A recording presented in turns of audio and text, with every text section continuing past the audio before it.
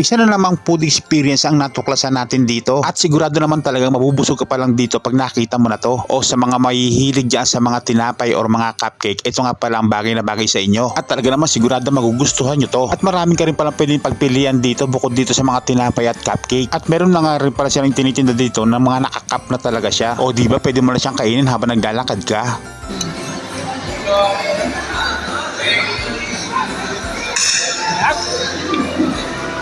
Naku, hindi imposible hindi mo magustuhan to sa dami ng pwede mong pagpilian ng mga tinapay dito at cupcake. Ay napakasarap naman talaga.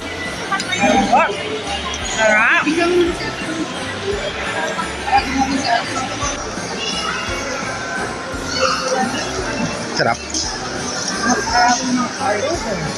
Dito lang niya, malapit lang sa mismong Albaik Restaurant sa pinuntahan namin at dito rin mismo yan sa loob mismo ng Alwada Mall na pwede mong ikot-ikutin dito at mapapansin mo na kaagad to. Nag-uumpisa nga pala